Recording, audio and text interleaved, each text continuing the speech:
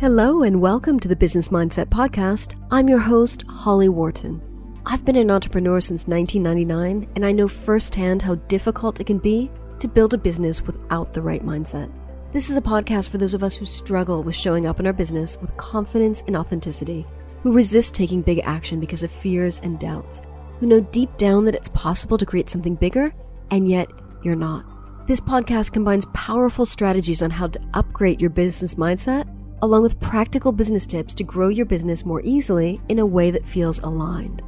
This podcast features solo shows with me and also interviews with inspiring women entrepreneurs from around the world, including my monthly co-hosted episodes with Joe Casey. My goal is to help you grow your business more quickly and easily by transforming your mindset. For me, mindset work is a lifelong practice, and I want to help you make a habit out of mindset work. Thank you so much for joining us today. Now, let's get into this week's episode. Hello, and welcome to the Business Mindset Podcast, episode 255. This is your host, Holly Wharton, and I'm back with another co-hosted episode with the fabulous Joe Casey. Today, we talk about how to navigate the new era of email marketing. Hopefully by now, you've recovered from the GDPR rush of last month and are ready to start thinking about a new way forward. In this week's episode, we discuss where we think things are going with email marketing. So in this episode, you're going to learn what the new culture shift with email marketing looks like. We talk about why list building will no longer be the most important thing in marketing, why this is a good thing because it helps us disentangle our worth as entrepreneurs from the size of our list. We discuss how this will affect the number game that we all got used to playing. We talk about why we need to focus on different things and what we need to focus on instead of just counting the numbers. How to focus on creating real connections with people rather than blasting out a message. Why conversational marketing works better than broadcasting. New things you can do to truly connect with people as individuals, not as numbers in a list. And why consent leads to healthier relationships. We have a big list of things, links and things that we discussed in today's episode. So be sure to check out the show notes once you've listened, because we've got everything in there. So I hope you find this interesting and useful. We really enjoyed this episode, and we think that you will too. Hi everybody, this is Joe Casey. It's lovely to be back, and I'm here with Holly Wharton. Hi Holly. Hello. And today we're going to be talking about something that's inspired by a recent post that Holly wrote in her Facebook group. So both Holly and I have respective Facebook groups. Mine's called the Coaches Collective. Holly's is called Business Mindset Alchemists. They're on, you can find them by putting the search into Google or going to our respective sites. And Holly had written a post just the other day and it really struck a nerve with people. So I'm just going to read it out, or read out the beginning bit, and then that's where we're going to take it. So she says, "There's something I've been talking about with my friends lately, and I know that we need to make this a public conversation, but I'm still not sure what form to take." Podcast episode. Podcast videos. The thing is, we still haven't really reached a conclusion. We're still kind of in the brainstorming phase, and I'm still not sure what to say. But here's the thing. I'm sick of traditional online marketing methods. Yes, they work, but I'm so sick of everyone sounding exactly the same online. And I'm super ashamed that I've been guilty of it in the past, because I know that's how I learned online marketing too. And it works, right? So why not do it? It's getting old, and in fact, I think all the crap expired long ago, and now it's starting to stink, and I'm sick of it. The question is, what can we do instead? And she goes on to say what she would like to see, and there's really good discussion ensues on her group, and we thought this would actually be a great. So Holly, tell me a little bit about what inspired or prompted the post, because I know I'm on board with this. I agree with you, and a lot of other people responded in the same way. So tell me more. Well, it's inspired by the fact that I realized that I've been having this exact same conversation with so many of my friends. I went on a walk with my friend Kathy last weekend. We spent hours talking about it. I was Skyping with another friend last week, talking about it. Like, the same conversation keeps coming up over and over again. And then I think it was the same day that I posted that, the conversation came up in my Master Gut group. So we were talking about it again, and we were like, we have got to talk about this. So it was just all bubbling up inside me. And so I just it started out as a newsletter. I went to ConvertKit, opened it up, opened an email, and just went, and like vomited everything out into an email. And then I sent it to my list and I was like, okay, well, that's gone. And so then I kind of went back in, copied and pasted it, put it in my Facebook group, and then sat with that for a while, and then put it on my Facebook page and my Facebook profile, and then got it out there and started seeing how many other people feel the same. I got so many comments from people recommending people to look at and people to pay attention to, because that's the thing. We see so many people doing this old school online marketing that it's easy to find a million examples of people doing that. But I'm really struggling to find a lot of people who are doing something wildly different. And I don't just mean like a new spin on the old stuff, but like totally different. Like at the time I wrote that, I could think of one person, and that's Fabeku Fatunmise, because I think he's just completely anti all the stuff that I'm sick of seeing. So he's a great example, but I couldn't think of anyone else. So I was asking people for examples, and a lot of people put people in there, some of whom I'm really not convinced they're really doing something different, but some of them are. So yeah, that was the inspiration. I think it's really interesting. It does feel like there is a shift going on within certain parts of the online business community. And it seems to be coming from a number of different places. And I think it's always really interesting and always something to watch when the same conversations start happening in numerous different places. I think that's a real sign that there's something fundamental shifting. And so I think you're right. But how do we get to the next place then? So talk to me a little bit about what you feel is kind of going wrong with that online marketing, traditional online marketing, how we've been doing it for the past few years. So I feel like it's very manipulative. I feel like it's playing with all the psychological stuff, which I think it gets results. Of course it does, because it's been studied and it's been crafted to get results. And that's great if that's all you want is to make sales. But I think if what you're wanting is to create a business that really feels good and gives you a deep connection with the people that you're working with, and helps you sign on the right clients, your ideal clients, rather than just as many people as you can get, I'm not sure that those manipulative marketing tactics are what you want. Years ago, I trained in a sales technique for sales calls that was very heart-centered, and it worked. I mean, when I got people on discovery calls and I used this kind of formula with them, I had pretty much 95% sign-up rate. So all designed to help the person get clear on whether I'm the right person for them and that kind of thing. So it was designed with good intentions, but it didn't feel right. And I've actually quit using it because it just doesn't feel right anymore. Because it is about building up the pain and then giving them the solution. And I just don't like that. I don't like tapping into people's pain. And I get that it works because it's getting them to find a solution, but it just doesn't feel right anymore. No, I agree. Actually, my coach, Kelly Deals, she has written a lot about this and breaks down a number of the tactics and the techniques that are used in that kind of traditional online marketing space, and explains kind of why they're manipulative and how they operate on our social triggers. I mean, there's a guy called Derek Halpern who actually,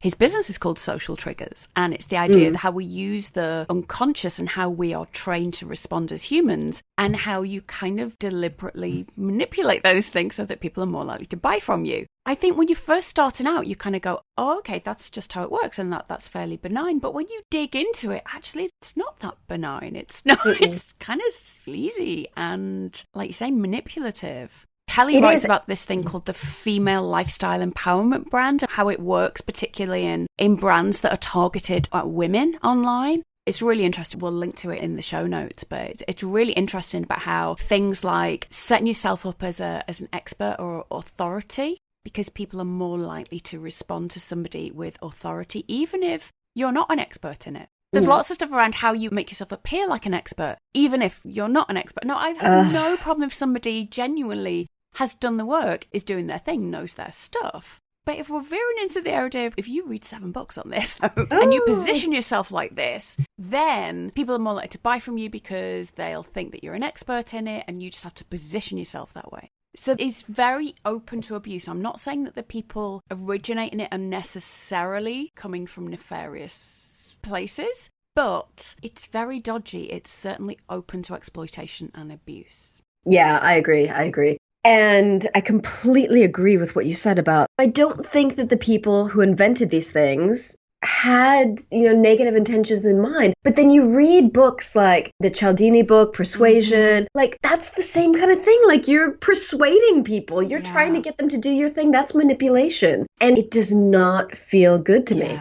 I agree. And what is interesting is, so the book Influence has been used so many times by the big marketers, and it's referred to almost as a Bible. And what I didn't realize is it was written to kind of expose these kind of hidden triggers that people use and exploit. So it was written from really good intentions to kind of make people aware so they were less susceptible to it.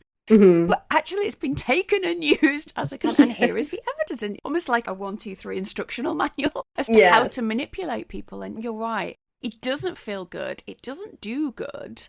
I think a lot of people are coming to the conclusion that if we're genuinely wanting to come from a heart-centered place, then it's incongruent to be using those shady and manipulative tactics and techniques. Yeah, I completely agree. And I think it's also interesting what you said about the big influencers and the kind of the guru star profiles, because it is so easy to think that, especially if you're new in business, like they have the solution, they have the blueprint, they have the knowledge because it worked for them clearly. But what worked for them doesn't necessarily work for you. And I don't think it's very empowering to be using someone else's blueprint or system. No, and I know we've referred to this before, but I mean, when I first started out, I hoovered up every piece of information I can find. I paid for courses, I bought the blueprints, and it took me a long while to realize that actually those blueprints worked for them because they had a unique set of circumstances, usually because they had a much bigger platform and audience established already. So you can have the smartest, say, email funnel in the world, but if you only have 30 people on your list, it's not going to convert, it's not going to bring in those numbers. And then there is a kind of an ethical issue in there as well about what position do we want to be coming from? What do we believe in terms of letting people have all of the information they need so that they're making... I always go back to this idea of I want someone to make a really aligned decision to work with me. If it's a decision that's a no, that's coming from fear, then yes, I want to help them through that, to unpick that so that they can get to the place where they know they are making an aligned decision, not one just based from fear of, I don't want to invest this money. Yeah. So I'm happy kind of on that level. I want people to kind of take a leap into the unknown and to kind of be pressured and feeling like they need to make a decision there and then they haven't got time to reflect on it. They haven't got time to go away and do a gut check on it. Or, I personally don't want someone to be investing in me based on just the fact that I know how to push their triggers and so have kind of put my hand on the scale. Yeah, and I think we've all been on the other side of things as well. I mean, I've definitely signed up for things because I got sucked into someone else's sales pitch, selling from stage into some high price thing that I wanted to believe was going to fix all my problems, even though deep down I knew it wasn't right for me. But you get the fast action bonus and you get the discount and you get all this shit that you don't really need that triggers you into thinking, well, if I don't sign up now, I'm going to miss out on all this extra stuff. Yes, exactly. I know one of the things that Fabeku is just vehement about is early bird bonuses and fast acting bonuses and things like that. And also, if I think of the amount of things that I've signed up for and the bonuses were actually crap. Yeah. So you get into that state of almost, and I get all the bonuses as well. And when you're in a calmer, more grounded state, you look at those bonuses and just go, but yeah, I'm never going to use them. Or they're rubbish, or they're actually just somebody else's freebie that they've thrown in to make a course seem better. And it's because a lot of the time those things are designed to get you out of that grounded state into like a fear state or a scarcity state. There are 6 hours left to sign up for this and I will miss out if I don't do it. And there are certain things happen with our brain and when we're in that kind of a state. And there's been a lot of research into buying behaviours and what helps people to buy. Not necessarily about, well, is that a good thing?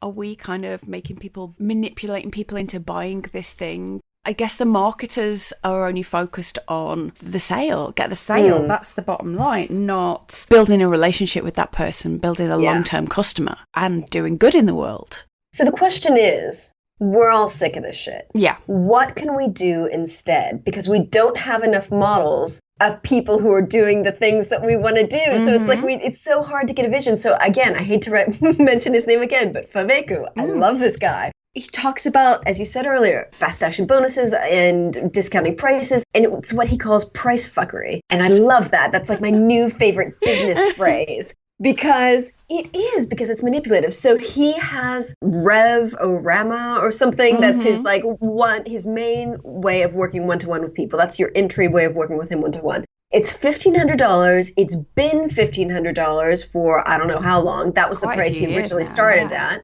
And it's not changing because he's very aligned with that price. And he's sold out months in advance. So clearly that works to be in alignment. What other things can we be doing to build our business, to sign up clients in ways that don't involve manipulation and price fuckery?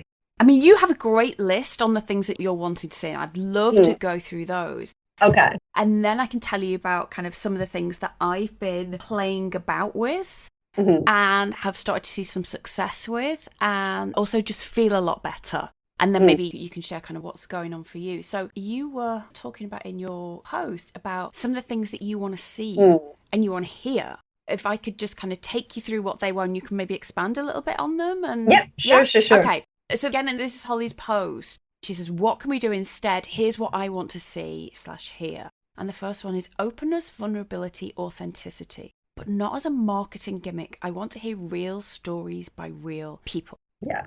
So I want how people often tell like a really deep, inspiring story and then it like leads into an offer or a sales thing. And it's like you read through this whole thing, it's like, oh my God, that's amazing. Oh, but it was so perfectly crafted to sell this thing. So I want to see people like sharing great stories, connecting with people through sharing their stories, sharing their stuff, sharing the bright light side of business, sharing the dark side of business, sharing all the stuff, sharing a well-rounded, holistic, faceted, multi-viewed aspect of themselves and their business and who they are and how they help people so that they can connect with people. And of course, offering their stuff, but not that kind of gimmick of leading a story into an offer, that kind of thing. So I do think that being open, being vulnerable, being authentic is a great way to connect with people and for people to get to know you. I agree. And I also think that there is a need, I mean, a real need for people to have models of the reality of what it's like building and running a business. And actually these kind of perfect presentations that we have of people with their perfect life, their perfect homes, with their perfect hair, and this presentation of success being easy and quick and overnight. And it starts to do a number on people because we look at those things and we go, I am nothing like that. My life is nothing like theirs. Therefore, how can I possibly make this work? Or how can I possibly make improvements in my life or my business? Because I'm never going to be able to attain that stuff. It's like airbrushing in photos. We've started airbrushing our lives online. Yeah. And I think there is a real danger in that. It's doing a number on our collective self-esteem because we're all just feeling like failures. It's no longer that we all feel like we're fat and physically imperfect because that's been something that is part of our collective psyche for a long time now. It's like our lives are imperfect. And rather than that being seen as, but that's just what being a human is about, it's my life isn't perfect and there's something seriously wrong with that. And I think that's where we get into really dangerous, unhelpful territory. And I do think that it's starting to be a backlash with that because people are kind of looking at these people with their so-called perfect lives and kind of going, I don't think that person has anything to teach me because actually, I struggle with health conditions. I struggle with the fact that I'm not uber productive all the time. I'm not a skinny white woman. I don't have a beach house. I don't want a laptop lifestyle. And I would just like to be able to put my gifts out into the world and earn some money and be paid and be able to pay my bills. And I want someone who can teach me that. Rather than the whole kind of stood in front of a Ferrari type image. I think there's a big chunk of people just kind of turning off from that now. Yeah, I agree.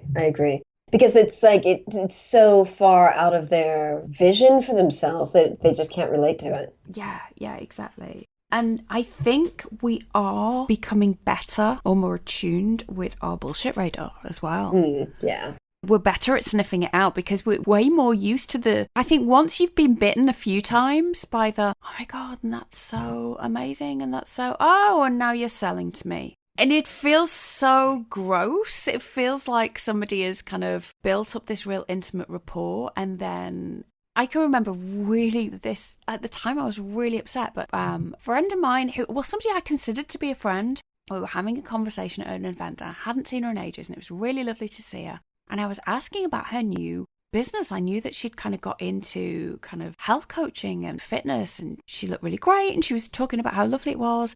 And she said, oh, we're going to be, because we lived like about 100-ish miles away from each other. And she said, oh, we're going to be up not far from you. Me, Anne, and she mentioned somebody else that I knew from a training course that we'd both done. Why don't we meet up? Why don't you come along? And I went, that'd be lovely. That'd be amazing. And I really naively thought we were going to meet for a coffee. And I turn up to the hotel, which should have been a red flag. And of course, it's an MLM. Oh my God. And I'm ushered into this hall with like 300 other people. And it's like the Nuremberg Rally. And they're talking about their great products. And the break, there's all these shakes. And I felt so stupid. And really kind of, oh, I thought we were friends, but actually you just wanted to sell me your latest shake. And it was horrible. I think that type of thing, it happens more and more because that's how a lot of the MLM companies are teaching people to sell. But that also is happening with online businesses. So it's like if I'm reading on somebody's Facebook wall a really kind of intimate story, they're sharing something that's happened to them,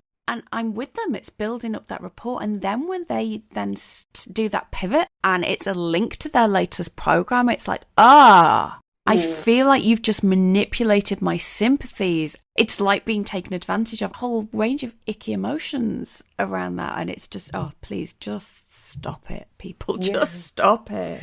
Yeah, but I think there's like such value in sharing kind of the first part of that. Yes. And then cutting off the manipulation. Yes. Oh, yeah, absolutely. Build that rapport with me, share those stories. Just don't then hit me with, and here's a link to my latest program, which will solve this exact thing. Yeah, it really grows. And I always try and come from a place of people are doing the best that they can.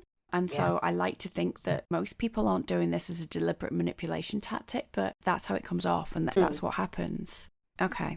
So your next thing that you're wanting to see and hear is people having real conversations about all aspects of business, not just the shiny stuff. So I think that that's similar to what we've been talking about. But the last episode that you and I did together was called All About the Messy Middle, How to Thrive in the Messy Middle.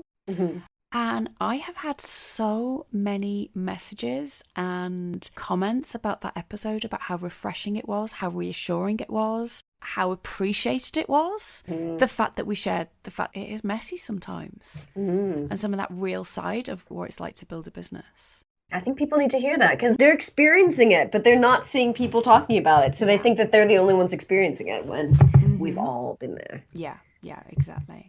So the next thing that you say that you're wanting is people communicating the genuine value of their products and services, not inflating them and then discounting the price. Oh, God, yeah. Price fuckery. Price fuckery. Yeah, exactly. And this also goes for this kind of false scarcity thing. So it's like if someone has a webinar and they're kind of doing the only 100 places available, and it's like, oh, please. If you're using any of the main webinar platforms, I know you can stream that to as many people within reason as you want. Stop trying to convince me. It's not like a physical room where there's only so many seats. If it's an evergreen product, but you have to have bought by midnight on such and such a date, then again, fuck off. Because you can actually be selling that at any point. If it's a program that starts on a certain date, then okay, fine. But if you only have so many slots available in your calendar, then that is genuine. But all this kind of manipulative scarcity or this will change your life type overblowing stuff, yeah, please just stop. Yeah. So the next one that you're talking about is women stepping up as truly aligned leaders who walk their talk and share their full story, even the gritty bits. Oh, tell me more about that one. Well, that's pretty much the same to the whole thing about communicating all the aspects of business, not just the shiny stuff. But women, like, I want to see more women online business leaders who are talking about the gritty stuff, not just the shiny stuff, not just the success. I want to hear how they got to where they are. People need to hear that story. And that's why that's pretty much the first question I always ask on my podcast when I'm interviewing someone is, how did you start your business and how did you get to where you are today? What's your background? How did this all come about? Because we need to hear that startup story. We do. And I share this story so many times, but it still just gives me amazing comfort is that Marie Forleo apparently had a job and ran her business as a side gig for the first 7 years of her business. And it gives me so much comfort, especially in the times when I was still having to be in the bridge job. I know your head goes to that place of, oh God, if I was really good at this, if this is really meant to be what I was doing, I would be able to do this full time. And actually, no, the reality is it takes time to build an audience and clarify your message and get all the pieces in place and all of that stuff. So I think I absolutely 100% agree with you. The more of that stuff that we can share, I think one of the things that holds us back, particularly as women, is that fear of judgment if we don't have it all together. Yeah. Because I think perfect. One of the things that as women we feel a lot of pressure to be under is to present perfect and make it look effortless. Yes, yes. And so people worry, I mean, this is a conversation that I have with my clients all the time about, how real should I be online? If I don't kind of get the email out the door every single week on time, well, then I feel really bad. But the fact is, my kid was sick this week, or my IBS really flared up and I had 2 days in bed. But actually, that's the reality of it. And people need to hear that so that they can give themselves permission to spend the 2 days in bed and not feel guilty about it because you're taking care of yourself. Exactly. And we really need to get away from this idea that because we are solo entrepreneurs, because we are our primary resource, that we are a primary resource that we just exploit to depletion. If you think of like the old school idea of capitalism or manufacturing, is that you have a certain amount of original, whether it's iron or coal or something, and that we kind of we use that all up until the end. We use every last drop of it. And there's a danger that we bring that mindset into our own business, but you don't want to be using up every last drop of you. For most of us, we've come into a business because we don't want to be exhausted and experiencing burnout, which is what lies ahead of us in the traditional workplace. I started my business because I wanted to be able to have more of a balanced lifestyle. And yet it's really easy for me to get to the point of I'm exhausted because I'm working 12-hour days. And I have to be really vigilant about that. And part of that is about unlearning some of that stuff and being able to say, I have a chronic long-term health condition. I have 2 kids. I have a normal life. And I can't do 12-hour days, nor is that viable. So I have to find a way of doing it differently. And one of the things that I'm really passionate about is helping people build sustainable businesses. By which I mean sustainable economically. You can sustain yourself, you can feed and clothe yourself and pay your rent, but also sustainable energetically. And I think in terms, now you would call it soul or you're into the woo side. The term I use is kind of life force. That to me is kind of spirit and all of the things that make life rich and good and fill our well. I think we have to have businesses that are sustainable on all levels, and we can't do that unless we are able to take care of ourselves. And we can't fully take care of ourselves if we are thinking, I have to be perfect and I have to be on the go all of the time and I can't take time out and I can't care for myself properly when I need to be. Sorry, that was a bit of a mini rant there. No, but I think that's important. Like we need to hear that as many times as we need to hear it in order just to start taking care of ourselves. Yeah. You say also unique individuals speaking their unfiltered truth. Tell me more about that. Yeah, so again, thinking of Fabeko when I wrote that, because he's like so not mainstream. Like there's so much of his personality and everything that he does, and so much of his passions and so much of his unique stuff and unique opinions. So I want to see other people that stand out. I don't want to see any more of those cookie cutter women entrepreneurs who look exactly the same, who sound exactly the same. I just feel like there's so many women out there who just don't stand out from the crowd because they're all shining equally brightly. Like shine differently, shine a different color. Like let your quirks out online. Let us know what's different about you, even if it's not pretty different, you know? Yeah. I mean, Fabeko is a unique character, and I think one of the reasons he stands out so much is because, I mean, he's quite flamboyant. He has feather boas and he's really into his fabulous shoes and talismans and magic and tattoos and huge amounts of love. He is just like built from love. He's amazing. But then we all are. And I feel like my experience of being in business, I know you and I have talked about this before, it's almost like you start to uncover the layers, you take off the layers of protection, you take off the layers of the shiny that you feel like you should be doing. So like, we've talked before about our original websites, and mine had me in a suit jacket.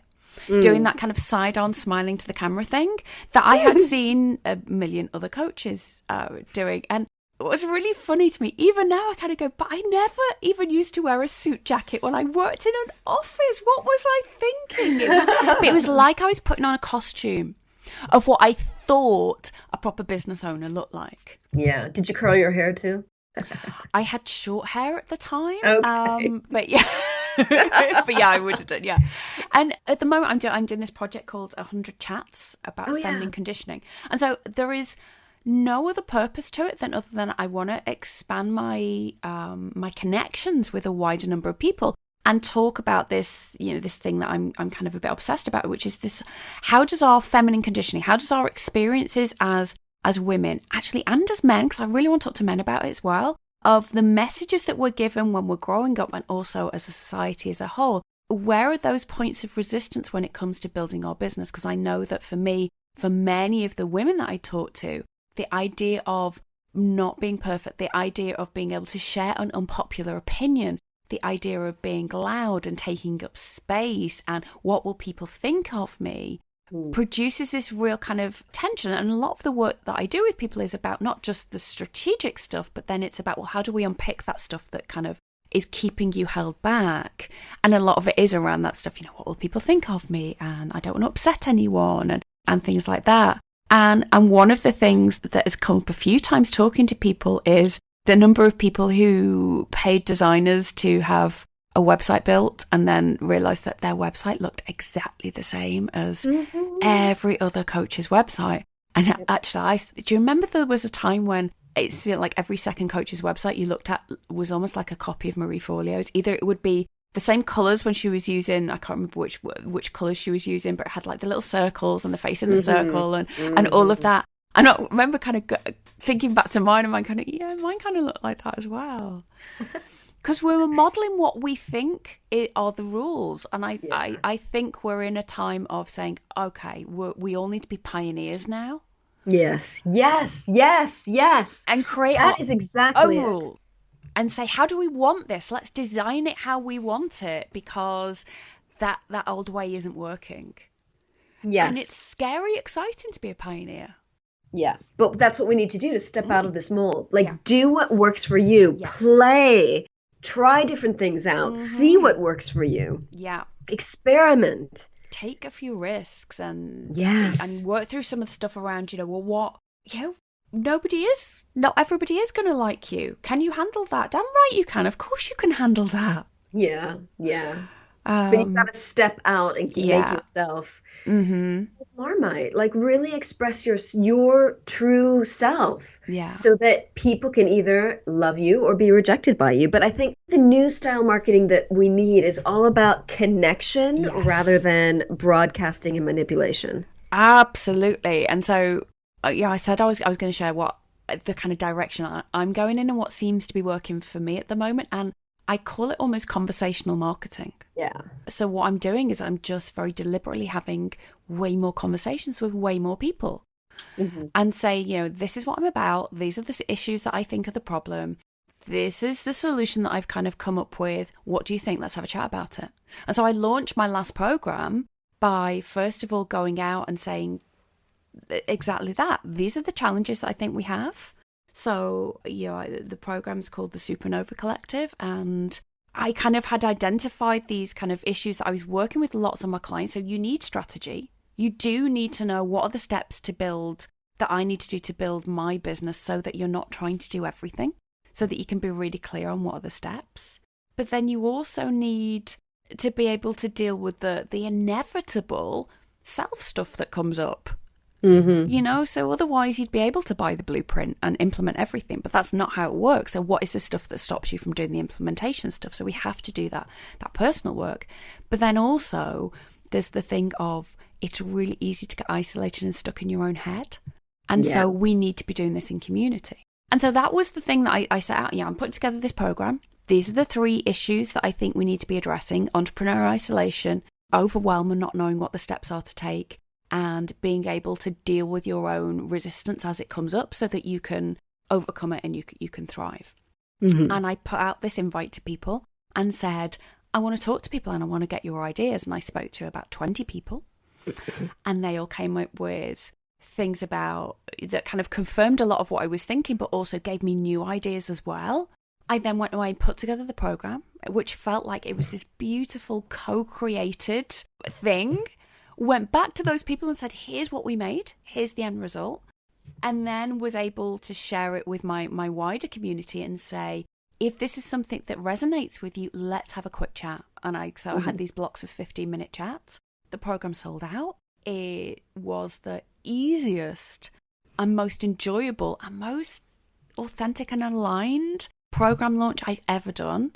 And so now I just think this is the way forward. It's about, let's talk to people. And I didn't have to do any of the, I think this will really help you, because it was more just, what questions have you got? What are you looking for? What are you struggling with? Let me tell you if this honestly will help you, or I think something else would be more appropriate. It was lovely. And it just felt so different from the old way. Because it was more collaborative. It wasn't, I know this thing is right for you because I'm the guru. Exactly. I've co-created this new thing with other people who are struggling with the same stuff you're struggling with. Yeah. Might this work for you? Yeah. It's coming from a very different place. Yes, very, very different. And so I think that's how I'm going to be doing it going forward. So I'm preparing to launch the next round of it. And I'm going to do a similar process. I'm going to throw the doors open and say, let's have a chat. Let's talk about, is this the right thing for you? What is it that you're wanting? And I'm also, in terms of expanding my audience and building my community, it's just all about making more one-on-one connections. And so that's why I'm doing this 100 chats, because I want to find out from people, what do you struggle with? I want to talk to as many people as possible to find that about, and then I can go away and see what kind of products or programs or things I could create to help people with that. So yeah, it just feels very different energetically. It is, and the way you approach that is really important. So I was just having a chat with a friend yesterday, and I'm very aware of time. We've got over time here. But I was just talking to a friend yesterday, and she was saying how she hates discovery calls. She doesn't want to offer them anymore because she hates that whole, marketing thing. If you get people into the discovery call, then you sell them onto your thing. But that's like a discovery call is just a conversation with someone, but it depends on how you approach that discovery call. You were essentially doing discovery calls because you were having these conversations with people about exploring their shit, but you came at it from a very different place from the way we've been taught to come at discovery calls. So I think it's reframing our reasons for doing these things. They can work in a new way. They can work in a heart-centered way. They don't have to be, the old style marketing way. Yeah. You can do the same things, but differently. Yeah. And if you're coming at it from a place of, actually, I feel confident that I have some skills and tools and some knowledge that will help the right people, then you're also not coming from that kind of, I don't really want to do this. And so you don't then have to do the overblown thing. I have to oversell it. You're not coming from a kind of underpower place, that kind of needy place. And you're not coming from an arrogant place either. You're able to come at it from a very equal place, and you kind of, I'm presenting what I think is a really great program. It will help you because of this, this, and this, and this. How does that sound? And you don't then have to do any hard sell, because if it's not right for them and it's an aligned no, then that is the right decision for everyone. Yeah. I have to say, it has taken a number of years to get to that position of kind of going, I'm confident enough in my abilities to be able to not come from that needy place. So it's an evolution, but it comes from, I think, chipping away at it and doing the small steps, but doing them every day, stepping out, becoming more and more of you, and taking off those layers of armor and the costumes that we're wearing, and doing the things that we think we should be doing. Asking the pointless questions on Facebook. Really, there seems to be a slew of them on my Facebook wall at the moment, but actually just coming up and sharing our stories and making those connections. Yep. Connection. It's all about connection. It is conversational marketing. I'm going to trademark it. It's the future.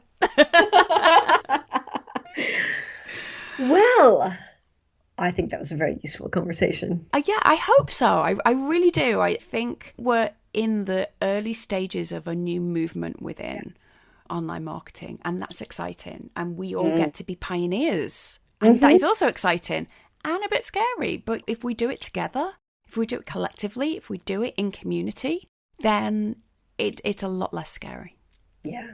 It's exciting. It is. Yeah, thank you. Thank you. You're welcome. So thank you for listening. If you have any questions or anything that you'd like to say or comment about this, then please do let us know. You can contact me at joe@joecasey.com and Holly at hollywharton.com. Okay. And you can also find our Facebook group. So Holly has the Business Mindset Alchemists group, and you can find that link either just search it on Facebook or go to her site, hollywharton.com. And you can find mine, which is called the Coaches Collective. Again, just search it on Facebook or go to my site, joecasey.com. And we will speak to you soon. So please drop me a line. Let me know what you thought about this week's show. You can email me at holly@hollywharton.com, or you can get in touch in the Facebook group, which I would love for you to join. If you head over to hollywharton.com/group, you will be redirected to the Facebook group. I check in every day, Monday through Friday in the group, so I pretty much respond to requests to join within 24 hours, except on the weekends. So I would love to see you in there. Let me know what you think of the show. And if you have any ideas for future topics, pop into the Facebook group. Let me know what you would like to hear from me on, or send me an email. Thank you so much for listening. If you enjoyed this episode, please leave a quick review on Apple Podcasts or iTunes. It would mean the world to me. Next week's episode is another solo show on my part. I have not recorded it yet, so I have no idea what I'll be talking about. But you can tune in and hear what I have to say. I think it will be something around moving into the season of summer and what that means for your business and how to bring the elements of this season into your business. So, hope to see you next week. And remember to visit hollywharton.com/255 for the show notes on this episode. There are a ton of links in there. So everything we've mentioned on this episode, you will find in the show notes. Thank you very much. Have a great day. Thank you so much for listening to the Business Mindset Podcast. You can find more information about today's episode, including links for the topics that were discussed, at hollywharton.com. If you'd like to connect with other listeners and learn more about business mindset, join my private community for entrepreneurs at hollywharton.com/group. That will redirect you to the Facebook group. And if you enjoyed this episode, please remember to head over to iTunes and leave a quick review of this podcast. It just takes a minute. Thank you so much.